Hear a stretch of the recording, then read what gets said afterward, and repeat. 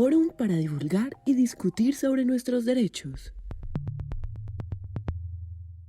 Hola, y bienvenidos al episodio número 13 de Magazine Jurídico.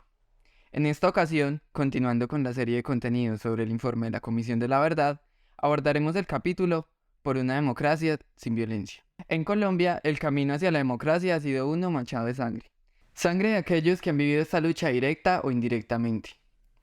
Este capítulo abordará la lucha de muchos para construir la paz y la democracia.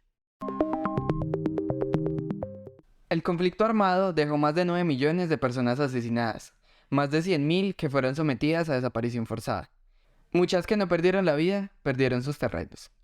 La violencia ejercida contra las personas indefensas tomó gran protagonismo al ser convertidas en objetivo militar de forma selectiva y masiva. El conflicto se dividió en las guerrillas de izquierda que se levantaron en armas con el fin de obtener el control político, y grandes líderes del país que buscaban defender el status quo. La Comisión de la Verdad nos plantea la democracia como un medio para construir un mejor país, donde la guerra ha impedido que ésta se estableciera. Este capítulo nos expone 3 momentos clave para la democracia en el marco del conflicto armado. El primero, donde se plantea un primer acercamiento de las guerrillas hacia la política. La segunda, el proceso constituyente que culminó en 1991, donde años después se intentó un proceso de paz con una guerrilla muy bien posicionada y con gran control en el territorio. Y la tercera, donde nos enfrentamos a un proceso de paz entre el Estado y las FARC-EP. Aquí el país se encuentra con nuevos retos. La Comisión de la Verdad entiende la paz más allá de su definición negativa. La paz no es solo el silencio de los fusiles, sino la creación de condiciones para la libertad humana. Por eso, debemos repasar nuestra historia para tomar en cuenta que la paz y la guerra han sido el devenir de los anteriores 60 años. En el 84, el gobierno junto a las FARC-EP firmaron el Acuerdo de Uribe, con el que se creó la UP. El supuesto del presidente Betancur era que si la UP estaba en la democracia, no había más propósito de lucha en el campo rural. Por otro lado, las élites económicas y las fuerzas armadas argumentaban que la guerra interna se podía ganar mediante acciones bélicas. La paz no prosperó. Los integrantes de la UP se vieron perseguidos y asesinados durante una década, tiempo durante el cual las FARC aprovecharon para crecer armamentísticamente y económicamente. Los paramilitares del MAS, Muerte a Secuestradores, fueron investigados y se reveló una lista de 163 personas, de las cuales 59 eran militares. Una traición por parte y parte. En 1992 se publicó el informe de la Comisión de Superación de la Violencia, Pacificar la Paz, como parte del acuerdo de paz con el EPL y el Quintín Lame. En este documento, los autores llaman la atención sobre los riesgos de que las regiones donde estos grupos actuaron mientras estuvieron en armas fueran copiadas por otros grupos al margen de la ley y no por el Estado. Estas regiones eran Cauca, Putumayo, Catatumbo y Urabá, Córdoba, las mismas regiones en las que ha persistido el conflicto hasta hoy. El crecimiento de las guerrillas empezó a amenazar la democracia, principalmente en los territorios, donde el Estado fue expulsado por completo, también con secuestros y exilios de concejales, alcaldes, diputados y congresistas. En los 90s, la guerrilla ya no pretendía llegar a Bogotá a desestabilizar el poder, sino que pretendía gobernar zonas, las cuales se delinearon entre sangre y barro. Los paramilitares aumentaron la barbarie, pues dejaron de atacar directamente a la guerrilla y buscaban derribar su base social, arrasando con pueblos que en su mayoría no eran parte del conflicto. Siguieron con defensores de derechos humanos, periodistas e investigadores judiciales, entre otros muchos, conduciendo a las peores masacres y al éxodo masivo del campo a la ciudad. Sin olvidar que la guerrilla de las FARC también fueron parte fundamental de estos desplazamientos forzados.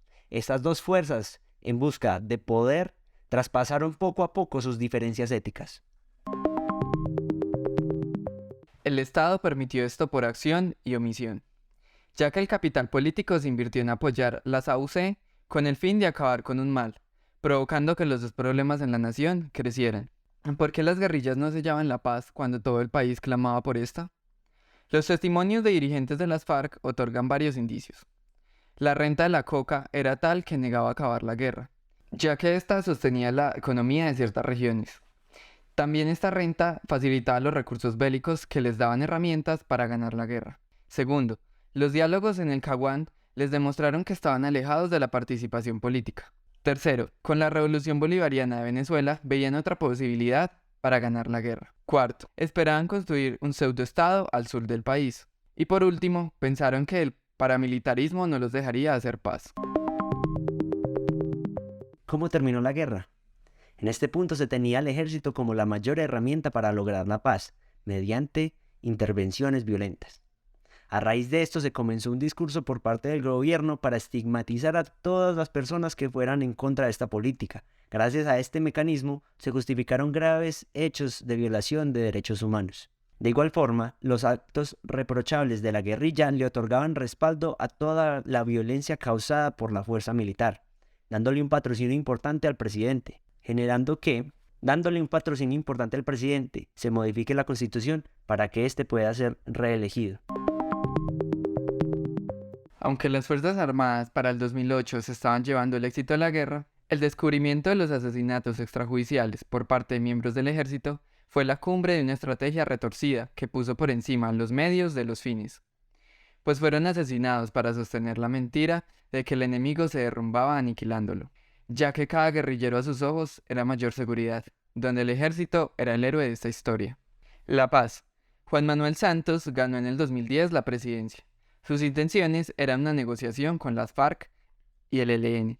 Conformando toda su cabina política con este fin, el primer paso fue reconocer el conflicto interno, donde las víctimas tenían derecho a ser reparadas y restituidas, el cual se consignó en la Ley de Víctimas, dándole cabida política a las guerrillas y reconociendo que el Estado también fue victimario en este conflicto, con violaciones de los derechos humanos y al derecho internacional humanitario.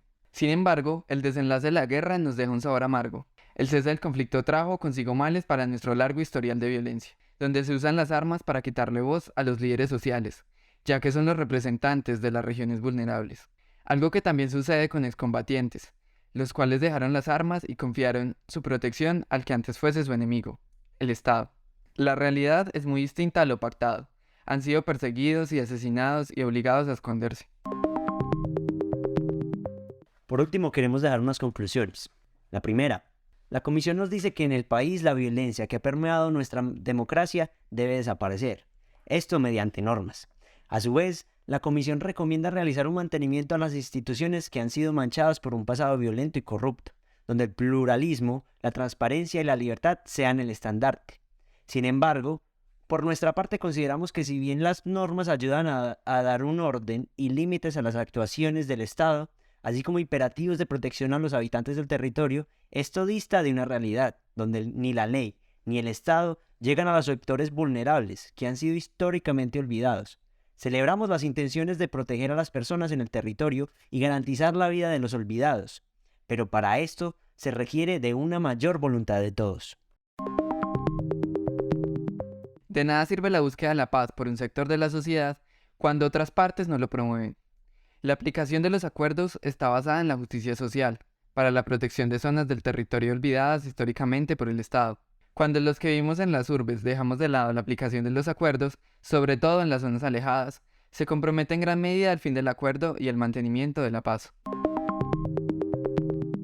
La Comisión de la Verdad a lo largo de este relato nos resalta las labores que ha hecho la Corte Constitucional y el Estado para frenar sus propios excesos. Sin embargo, más que resaltar una gran labor de la Corte y buenas intenciones de funcionarios del Estado, esto resulta en una cuestión alarmante sobre los controles del poder. Podemos estar contentos con dejar toda la responsabilidad del Estado a una sola rama del poder. Por otra parte, se hace un llamado a los partidos políticos para que hagan una revisión a su historial y a otros testimonios para poder reparar y dar perdón a las víctimas, además de prometer al pueblo herido de Colombia que no volverán a acudir a la violencia. La destrozada imagen de los partidos tradicionales hacen que el pueblo busque representación en otros sistemas. No podemos tomar la paz como la falta de asesinatos. Hemos vivido muchos momentos de amnistía o de poca violencia. En estos tiempos se ha logrado avanzar, pero esto se tiene simplemente como un periodo de descanso entre guerras. Es necesario que Colombia cure, para así poder desarmar también el discurso lleno de odio que hemos esparcido por años. Esto fue Magazine Jurídico, muchas gracias por escucharnos. Gracias por escuchar Forum.